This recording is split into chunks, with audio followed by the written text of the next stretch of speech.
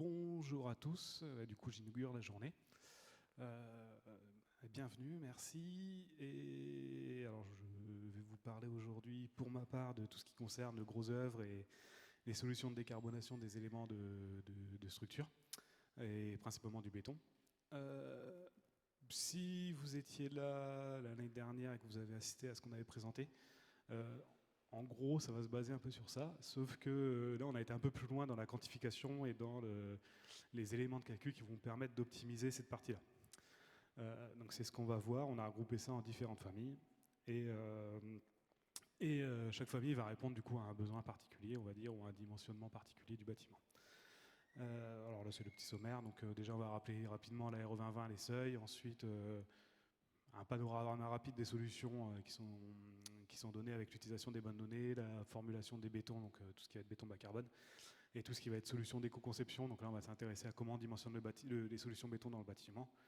Et ensuite, des petits exemples illustratifs pour vous montrer comment on peut optimiser à partir de ces différentes solutions-là. Voilà. Très rapidement, je pense que vous commencez à être habitués, tout ce qui concerne la RE 2020, les évolutions de seuil, etc. Donc là, vous avez un petit rappel avec les évolutions de seuil à horizon 2031, quatrième seuil de la RE 2020. Pour ce qui concerne ici le logement, on n'a pas encore intégré les tertiaires, mais c'est exactement la même mécanique. Donc des seuils actuels qui sont aux alentours de 740 pour le collectif, 140 pour les maisons individuelles, et des seuils qui vont être amenés à baisser jusqu'à moins 35% en 2031, avec bien sûr des adaptations à ces seuils qui sont rappelés, donc ce qu'on appelle les modulations, modulation de surface, modulation de localisation géographique, la présence ou non d'infrastructures, les VRD. Voilà, donc tout ça qui font que vous avez un petit tableau illustratif en bas. Voilà, si vous avez des maisons qui vont varier entre 115 et 90 mètres carrés, vous voyez que vous n'avez pas du tout le même seuil qui est attendu entre les différentes échéances. Et du coup, voilà, des adaptations à faire. Donc quand on parle encore une fois d'un seuil, on va dire, fixe à 640, voilà, il faut avoir en tête que c'est un ordre de grandeur, mais ce n'est pas forcément tout à fait représentatif du projet. Voilà, pour petit rappel, RE 2020. Sachant qu'effectivement, en plus, encore une fois, là, on vous présente que le seuil carbone qui est, on va dire, le principal seuil sur lequel on focalise, nous, nos enjeux, mais qu'il y a bien sûr d'autres indicateurs qu'il faut avoir en tête, le BBio, le CEP, le CPNR, les degrés R, qui sont également des indicateurs réglementaires sur lesquels, du coup, il faut que le bâtiment passe et respecte les exigences. Pour ce qui est voilà, du seuil carbone d'un bâtiment, vous avez ici, vous l'avez peut-être déjà vu parce qu'il me semble qu'on l'a également présenté l'année dernière, le découpage, on va dire, représentatif pour un bâtiment de logement collectif, le découpage entre les différents lots qu'on va retrouver, les différents composants. Donc vous avez tout ce qui va concerner les solutions béton et gros œuvre, qui est le lot gris qui est indiqué, qui représente 25%.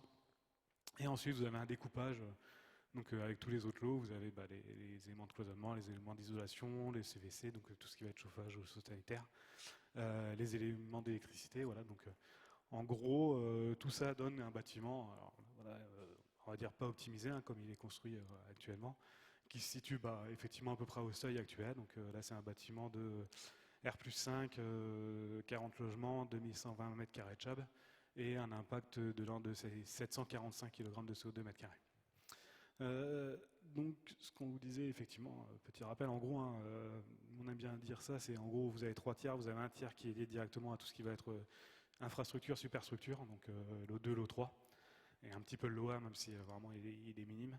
Alors, en gros, après, vous avez le second œuvre qui fait un gros un tiers, qui va du lot 4 au lot 8 à peu près, au lot 7. Et après, un autre tiers qui correspond, qui correspond aux équipements, donc le lot 8 au lot 13 avec les CVC, les éléments d'énergie, etc. Voilà, donc là, ce sur quoi on va se concentrer, c'est vraiment encore une fois le lot 3 qui représente 25%. Et on va voir comment on peut réussir à optimiser ça. Déjà, puisque on a tendance à un peu trop présenter le lot 3 comme le lot des produits béton et voilà, une masse grise un peu informe. Un autre moyen de le voir, c'est aussi de voir comment ça se répartit en fonction des différents produits qu'on trouve dans un bâtiment. Et là, c'est tout l'objet de ce graphique-là. Vous avez donc un découpage en fonction des différents éléments du bâtiment. Et ce qu'on voit principalement, c'est que déjà les planchers représentent ça à peu près la moitié du poids carbone de ce lot, puisqu'on est entre 50, alors, voilà, là, ça fait 55, mais en gros c'est entre 50 et 55% du bâtiment, enfin de ce lot, c'est les parties planchers. Ensuite, vous avez d'autres éléments, d'autres enjeux sur tout ce qui va être façade, qui représente, voilà, en gros, à peu près de l'ordre de un quart, et tout ce qui va être refend, qui va être entre 10 et 15% de l'impact. Voilà, vous avez vraiment, on va dire, ces trois éléments-là, et après vous allez avoir d'autres petits éléments qui vont se balader, les poutres, les poteaux, tout ce qui peut être rupteur thermique qui est également pris en compte. Voilà, donc gros éléments, on va dire, sur lesquels on va travailler en premier, si on veut réduire, ça va être déjà les planchers. Après, on peut travailler les façades et après chercher des solutions pour les refends. Je ne dis pas qu'il ne faut pas optimiser les poteaux, les poutres, hein, bien sûr, on peut toujours aller chercher à optimiser ces éléments-là, mais au final, ce que vous allez gagner sur ce lot 3 va quand même être assez fait par rapport à la totalité de ce qui peut être gagné en travaillant sur les autres éléments. Donc, comme je vous l'ai dit rapidement, les trois leviers qu'on va regarder pour essayer de réduire l'impact carbone de ce lot-là, alors on les a articulés en trois familles. Alors, le premier, c'est pas un levier de décarbonation à vraiment parler, c'est vraiment un levier pour s'assurer que déjà on ne va pas se pénaliser, on ne veut pas être trop mieux disant, c'est s'assurer qu'on utilise les bonnes données. Voilà, il y a beaucoup d'enjeux en ce moment sur les données environnementales et s'assurer qu'on utilise déjà la bonne donnée pour modéliser le produit qui est dans le bâtiment, c'est déjà un grand élément à faire, un grand pas à faire pour éviter de se pénaliser ou encore une fois de se tromper dans le calcul. Et ensuite, dans les éléments vraiment de décarbonation, là on va, donc, comme je vous l'ai dit, travailler sur des formulations béton, donc regarder comment on peut optimiser la formulation béton, et travailler sur l'éco-conception du bâtiment, donc qu'est-ce qu'on peut mettre en place dans le bâtiment au niveau de dimensionnement des solutions pour réduire l'impact carbone. Déjà, pour l'utilisation des bonnes données, un petit rappel, donc les données environnementales pour faire les calculs sont dans la base INES, c'est la base qui permet de faire les calculs. Pour les produits béton, je vais vous en parler un petit peu après, on a d'autres outils qui permettent également de dimensionner au mieux les produits, mais voilà, le principal est dans la base INES. Donc déjà dans la base INES, ce qu'il faut faire en premier, c'est éviter de se pénaliser en utilisant les DED, donc les données par défaut, qui sont des données qui vont avoir un impact supérieur à la donnée, on va dire, industrielle, collective ou individuelle que vous pouvez avoir, la FDES. Et ces données en fait sont pénalisantes exprès parce qu'en gros elles bouchent un trou si jamais vous avez utilisé un produit qui n'est pas couvert par une FDES. Alors voilà, vous donnez cette aide, vous prenez cette aide. Mais donc là vous avez un petit exemple. Voilà pour un mur à coffrage intégré. Vous avez l'exemple de ce que vous avez comme, on va dire, surestimation si vous prenez la DED au mètre carré. Vous prenez de l'ordre de 30%, ce qui fait en gros une pénalisation à peu près de 40% par rapport à la donnée initiale. Voilà, le mur à coffrage intégré, c'est à peu près entre 40 et 45 kg au mètre carré. Si vous prenez une DED, vous prenez 31 kg en plus. Voilà, donc déjà, juste prendre la bonne donnée, ça évite de se pénaliser. Ensuite, alors, bon, il y a une bonne approche à utiliser avec les armatures. Pour l'instant, il n'y a pas de FDES armature. Alors, il y a une donnée par défaut armature, mais qui est également très pénalisante. Et des fois qu'on n'a pas forcément les bonnes formulations, etc., on peut avoir envie de faire un béton, enfin les beaux taux d'armature, on peut avoir envie de faire un béton sans armature, plus prendre la DED d'armature. Et en fait, également, on va se pénaliser là-dessus bêtement. Donc on a un outil qui permet d'aller optimiser ça après, et je vais vous en parler. Choisir la bonne unité, c'est pareil, vous avez des données en différents formats dans INES, vous avez des données soit on va dire en mètres cubes, donc c'est vraiment le cubage de béton, mais c'est pas représentatif, on va dire, de la fonctionnalité. Typiquement, quand vous faites un voile, votre voile il va faire entre 16 et 20-22 cm d'épaisseur, ce qui n'est pas du tout la même chose qu'au mètre cube. Et en fait, on s'aperçoit quand on va prendre la donnée au mètre cube plutôt que la donnée au mètre représentatif du produit mis en œuvre, si je peux dire ça comme ça, et ben on va se pénaliser également. Alors encore une fois, c'est pas énormément, hein, mais si vous faites 1 kg plus 1,5 plus après vous êtes déjà 1,5 kg, vous faites ça sur absolument tous les éléments, ben voilà, vous pouvez déjà vous pénaliser à hauteur de 5-6 kg, ce qui est absolument pas négligeable. Et ensuite, l'autre, c'est jouer sur les distances de transport, puisque dans les FDES des solutions béton, vous avez des distances de transport qui sont voilà, moyennes représentatives, mais du territoire français. Et notamment quand vous êtes dans des secteurs assez urbanisés, typiquement la métropole lyonnaise ou la métropole parisienne ou lilloise ou nantaise, etc., la distance qui est prise en compte, qui est de 18,5, n'est pas forcément représentative. La plupart du temps, c'est voilà, entre on va dire 6-8 km, ce qui est absolument plus représentatif. Et juste adapter cette bonne distance de transport, voilà, ça permet de réduire et d'éviter de se pénaliser déjà à hauteur d'à peu près 5-6 kg juste sur le béton qui compose de l'O3. Voilà, donc pour faire tout ça, vous avez accès, c'est tout l'enjeu, à différents outils qui permettent d'optimiser, enfin de vraiment ajuster au mieux les données, qui sont les configurateurs donc, de FDES, Betty pour le béton présentant l'emploi et EIB pour les solutions préfabrication. Et dans ces outils-là, vous allez vraiment pouvoir, on va dire, configurer au mieux le produit que vous allez mettre dans le bâtiment par rapport à votre besoin. Et vous allez pouvoir faire ça dans l'outil pour sortir la FDES vraiment paramétrée. Donc ça va jouer sur la formulation du béton, sur le type de ciment, sur les distances de transport, sur le taux d'armature, etc. Et tout ça de manière à coller au plus réel à votre besoin dans le bâtiment. Et c'est applicable pour tous les produits. Et UIB, c'est la même chose, mais du coup sur tout ce que vous allez avoir en éléments préfabriqués, des prédales, des dalles alvéolées, des murs à coffrage intégrés, etc. Donc tout ça est disponible gratuitement, bien sûr. Et les FDES n'ont pas besoin d'être chargés dans INIES, c'est-à-dire que vous pouvez directement les utiliser dans vos outils de calcul RE2020. Voilà. Et le dernier, qui est GEGO, c'est pas un outil à proprement parler, c'est en fait un petit fichier d'aide Excel qui vous permet déjà d'identifier les meilleures données qui sont disponibles pour vos différents projets. Et après, si vous ne trouvez pas de votre bonheur, à ce moment-là, vous allez chercher ce qu'il y a. Vous allez configurer vos données avec les configurateurs. Voilà, pour le premier levier. Avant d'aller plus loin, petit topo pour remettre un peu tout en ordre, parce que des fois, c'est pas forcément clair pour tout le monde. Les ordres de grandeur de ce qu'on va retrouver dans le béton. Faire la distinction béton-ciment, etc., comment ça se compte. Donc le béton, c'est un mélange de ciment et de granulat. Le principal composant et le plus impactant du béton, ça va être le ciment. Donc le ciment, là on le comptabilise à la tonne, c'est ce que vous voyez ici, et un ciment moyen français, donc en gros c'est à peu près un CM2A, c'est aux alentours de 630 kg de CO2 par tonne. Voilà. Après ce ciment, vous allez le prendre, vous allez en mettre une certaine quantité dans le béton, et globalement, voilà, alors là on a mis 260, ça peut varier un peu, 260, 280 suivant les applications que vous voulez. Et là par contre on va commencer à comptabiliser en mètres cubes de béton. Et après vous avez d'autres constituants qui sont bien sûr, il n'y a pas que du ciment, et c'est principalement des granulats, plus quelques petits adjuvants, etc., qui vont permettre d'avoir des propriétés particulières du béton, type de la fluidité, type du durcisseur, de l'accélérateur de prise, etc. Et ensuite, ce béton, la plupart du temps, quand vous allez mettre en œuvre, vous allez les mettre en association avec des armatures de manière à avoir un béton armé.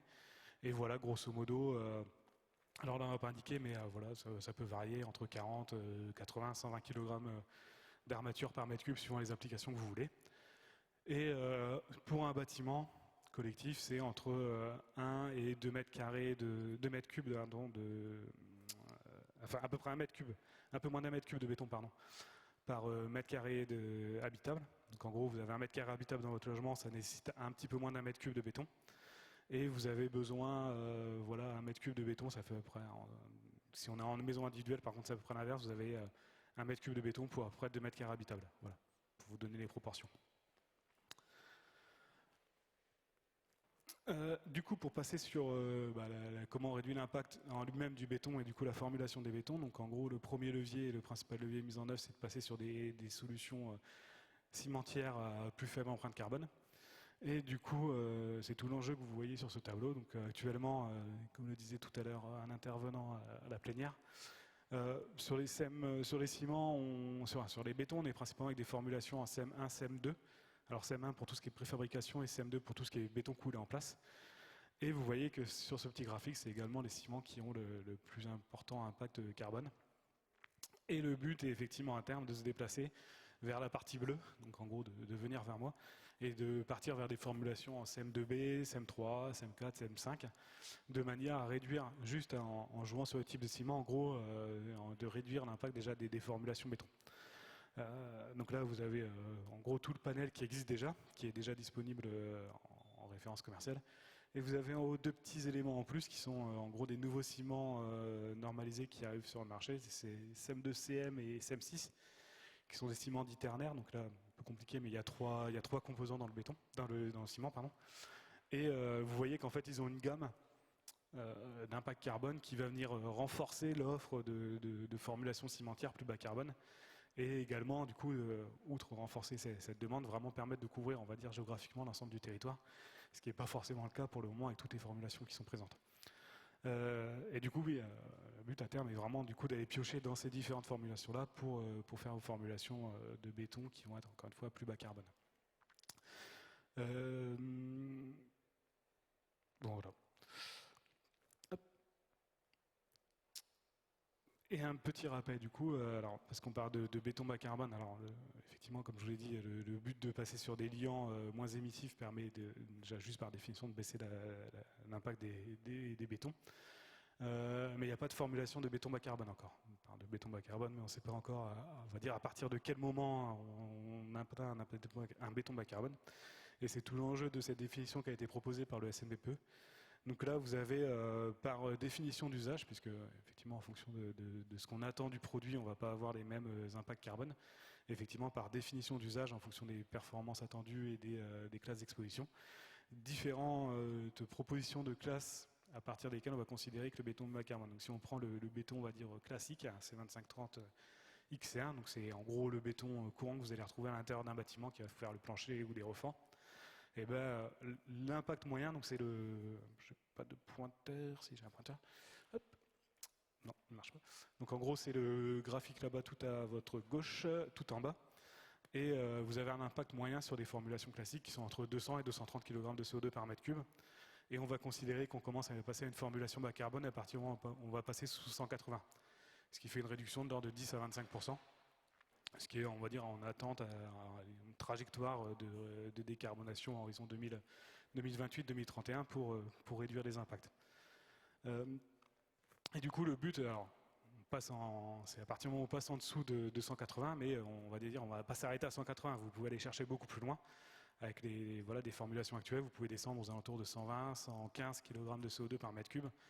Mais en contrepartie, bien sûr, ça vous demande quelques adaptations au chantier, puisqu'on va être sur des ciments qui notamment vont être à prise beaucoup plus lente, et du coup, il va falloir voir comment vous allez optimiser votre chantier, votre taux de rotation de branches, par exemple, votre désétayage de plancher, etc.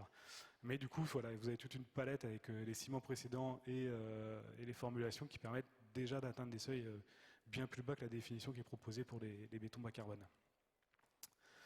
Et là, du coup, vous avez quelques exemples. Alors là, c'est pour les planchers et pour du voile de façade, de ce que ça donne quand on va chercher à optimiser les formulations avec les différents ciments.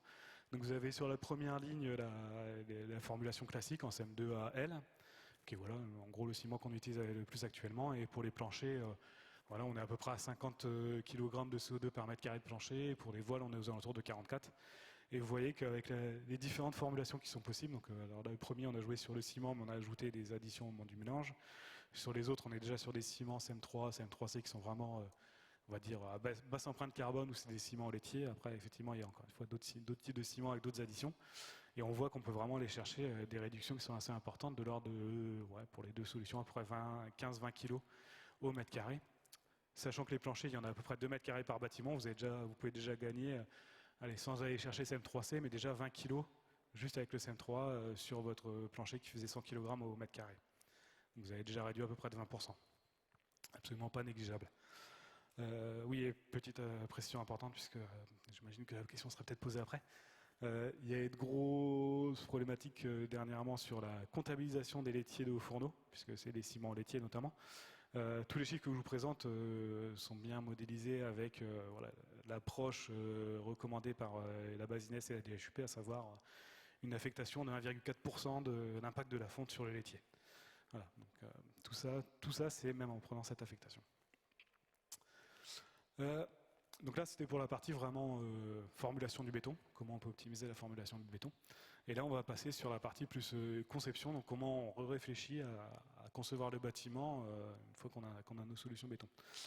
Donc, alors ça va faire un petit peu liste, mais avec des quantitatifs en face. Vous avez plein de solutions qui sont identifiées, qu'on a listées et qu'on a essayé de quantifier pour, on va dire, avoir déjà directement les quantifications en face si on cherche à optimiser, à gagner quelques kilos. Déjà, les classes d'exposition, donc j'en ai parlé tout à l'heure. C'est pas forcément le cas sur le chantier par question de simplicité, mais déjà chercher à mettre les bonnes classes au bon endroit. C'est-à-dire que par simplicité sur un chantier, on a tendance à mettre la classe d'exposition la plus contraignante partout. Donc en gros, principalement par exemple les éléments de façade qui ont besoin de résister au jet et dégel, c'est une classe assez importante, donc un impact un petit peu plus élevé, et on avait tendance à la mettre même en intérieur, ce qui n'a pas forcément de sens. Donc déjà, juste travailler sur cette classe d'exposition au bois d'endroit, c'est à peu près de l'ordre de 3 kg au mètre carré. Et ça doit être juste pour les refends. Donc vous pouvez faire la même chose pour les planchers, vous pouvez faire la même chose pour les poteaux, les poutres, etc. Et du coup, vous cumulez tout ça pour réduire l'impact. Évaluer les beaux taux d'armature, puisque de temps en temps, il y a certains bureaux d'études qui ont tendance à surestimer les quantités d'armature, mais ce n'est pas forcément négligeable. Voilà, 5 kg avoir en tête 5 kg d'armature, c'est à peu près 1 kg de CO2 au mètre carré. Donc si on peut gagner 5 kg et 1 kg de CO2, c'est absolument pas négligeable non plus, quand on va multiplier ça encore une fois par l'ensemble des composants. Optimiser les épaisseurs, alors, pareil, c'est un peu comme pour les éléments les classes d'exposition. On a tendance à mettre la même épaisseur au même endroit par simplicité pour être sûr qu'on ne s'est pas trompé en ayant mis un voile de 16 ou un voile de 18 et on met un voile de 20. Mais en travaillant là-dessus, ça permet d'avoir des gains non négligeables et réduire de 2 cm un voile, donc passer du 18 à 16, ça permet de gagner 5 kg de CO2 au mètre carré de voile. Voilà, donc le voile était, alors là c'est pour de la façade, vous avez à peu près 1 mètre carré de façade par mètre carré habitable, donc sur votre mètre carré, juste en faisant ça, vous allez gagner 5 kg. C'est pas négligeable non plus. Ça marche aussi dans l'autre sens, hein, si vous êtes un voile de 20, que vous passez à un voile de 18, grosso modo, vous gagnez aussi 5 kg. Autre élément, alors là ça demande quand même après des adaptations, on va dire un peu plus contraignantes, où on va commencer à changer de mode constructif, mais ça va être sur certains projets, d'arrêter de faire du voile et de passer sur des éléments maçonnés. Donc là, arrêter de faire du voile plein et passer sur du bloc béton qui est une solution évidée. Et sur l'impact de votre voile, vous allez gagner à peu près 25 kg. Ce qui n'est absolument pas négligeable. Encore une fois, je rappelle que vous avez à peu près 1 mètre carré de façade par mètre carré habitable et que la façade c'est à peu près 45 kg. Voilà. Donc vous avez gagné quasiment à peu près la moitié, peut-être un peu plus de la moitié de l'impact. Sachant que ce chiffre prend en compte effectivement les chaînages et les linteaux que vous allez devoir ajouter dans les solutions blocs. Et ça c'est pour du B40, sachant que très rapidement, le B40 c'est on va dire le bloc standard que vous avez chez votre grossiste du coin ou votre négoce du coin.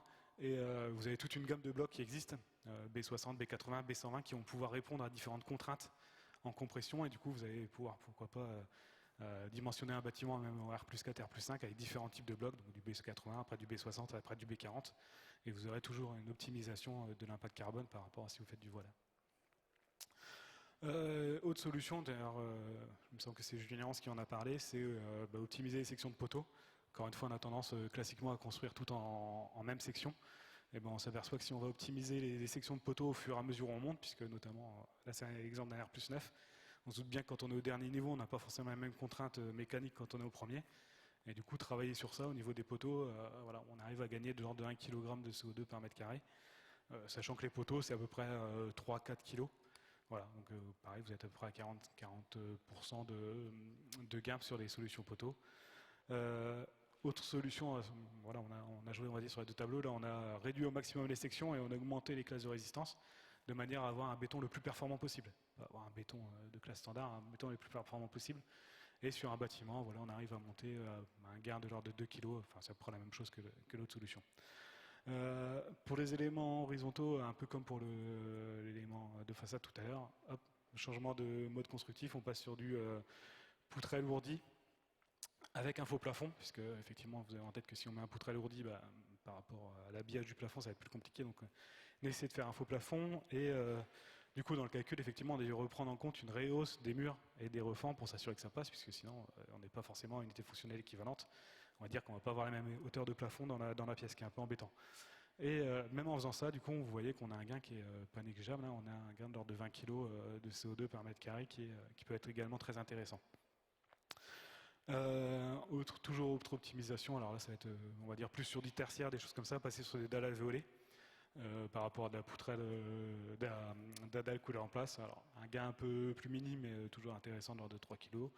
Ça marche également pour les grandes portées, c'est un peu plus intéressant puisque là quand on a des grosses dalles, donc là c'est un exemple où on a des dalles de 30, quasiment on peut le remplacer par une dalle de 20 avec une petite dalle de compression, ce qui fait un gain pour le coup très intéressant par rapport à précédemment. Et enfin, même principe que pour les poteaux, vous pouvez faire pour les poutres, vous optimisez les sections ou les classes de résistance et vous pouvez travailler sur l'optimisation des poutres. Un petit peu plus contraint, on a moins de gains parce que voilà, la poutre, par définition, ça est dans le vide, donc il faut que ça porte quelque chose. Donc on ne peut pas non plus l'optimiser vraiment comme on veut, on a quand même des contraintes à respecter, ce qui fait qu'on peut avoir un gain, mais quand même un petit peu moins important que ce qu'on peut observer sur les poteaux. Une fois que je vous ai bien assommé avec tout ça, le plus intéressant, c'est essayer de le mettre en place sur un projet et de voir, en articulant ces différents leviers, ce qu'on peut gagner. Et du coup, là, vous retrouvez notre bâtiment que je vous ai présenté tout à l'heure.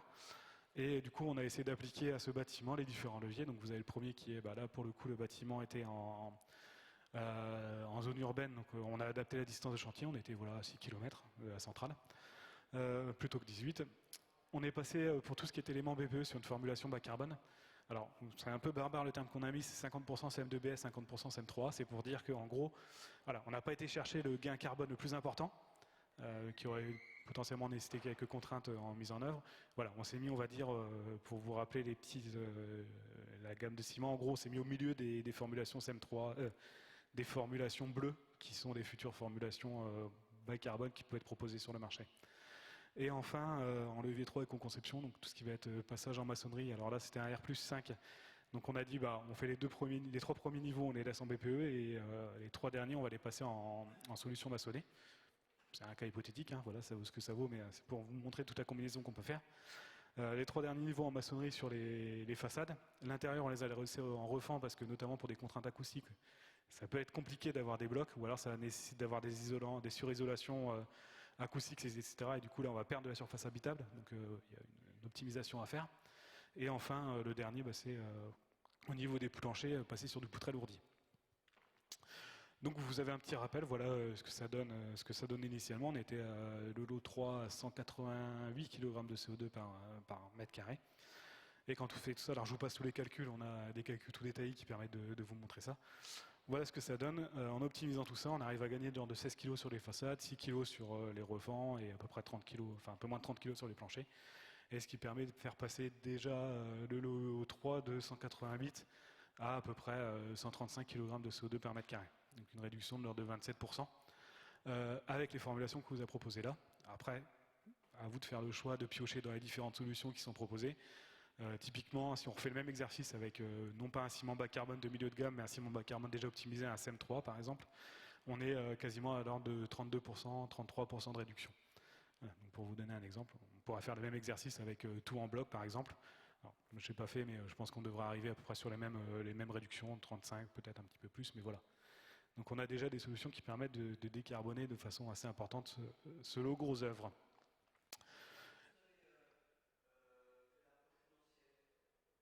Je vais finir, je reprends les questions après. Et du coup, petite perspective, alors là, on s'est intéressé, on va dire, à l'horizon 2031 avec les seuils qui sont visés de moins 35% sur le bâtiment et sur les lots. Et du coup, en fait, il y a d'autres lots qui sont activables à horizon 2050 par l'industrie cimentière et la filière béton. Ce que vous avez en pointillant, tout en gros, c'est les lots qui ont déjà, enfin, c'est les solutions qui ont déjà été déclenchées. Donc moins de mètres cubes par mètre carré habitable, moins d'énergie, moins de ciment, etc., moins de clinker dans les mélanges. Et moins de béton par mètre carré habitable. Et le but, c'est déjà de continuer à se renforcer là-dessus, c'est-à-dire proposer de plus en plus de ciments optimisés avec moins de clinker, plus d'addition, continuer à travailler sur la performance des bétons et des solutions mises en œuvre de manière, encore une fois, à essayer de réduire les quantités de solutions mises en œuvre. Et vous avez, après plus long terme, des solutions un peu plus importantes qui vont nécessiter, par contre, effectivement, des adaptations. Pas au niveau du bâtiment là, mais vraiment au niveau de l'outil industriel, retravailler sur les méthodes de fabrication, etc. Les technologies de rupture, donc potentiellement stockage ou valorisation du carbone.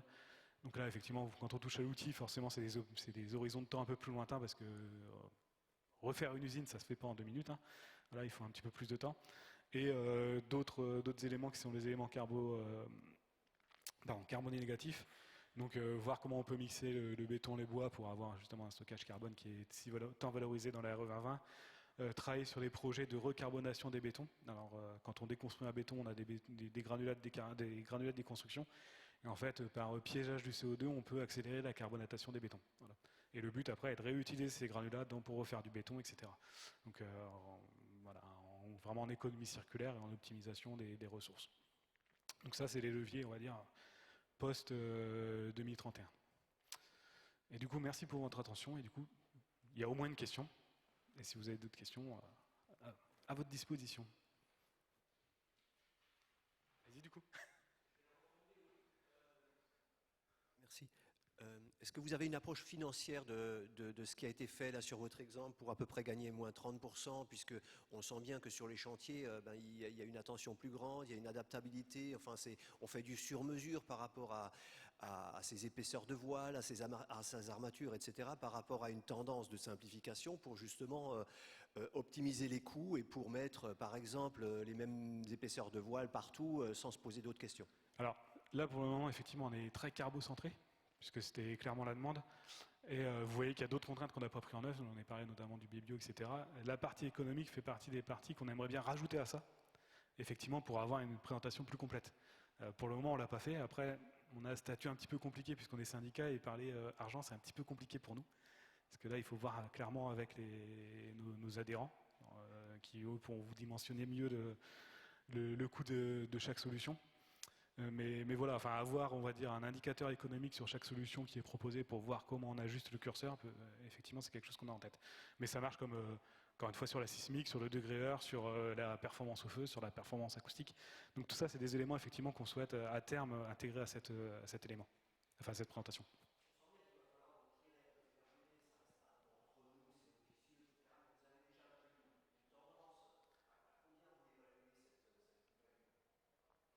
Cette plus-value, cette survalue.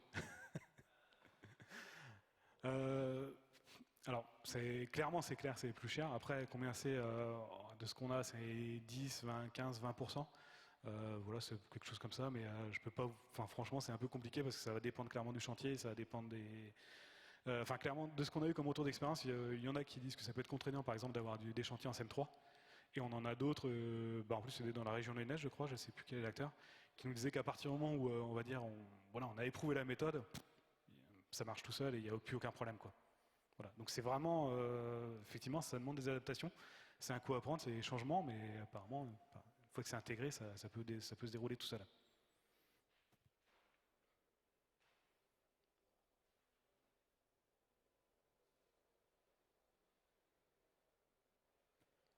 Plus d'autres questions? Ah.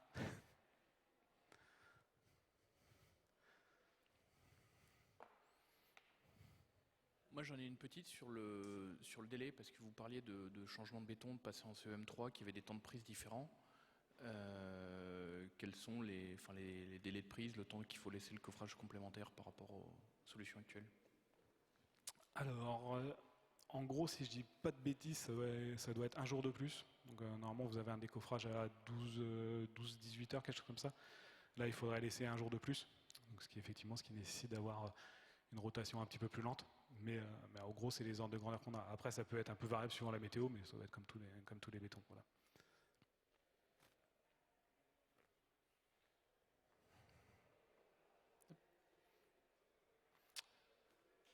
Du coup, si vous n'avez plus de questions, donc, ce que je vous ai présenté là, c'était du condensé. Donc, on a une version beaucoup plus longue et beaucoup plus précise, effectivement, avec tous les détails de calcul. Et du coup, qui est effectivement cette version-là qui est amenée à être complétée avec différents éléments, effectivement potentiellement économiques, mais d'autres éléments contraignants qu'on peut retrouver sur un chantier,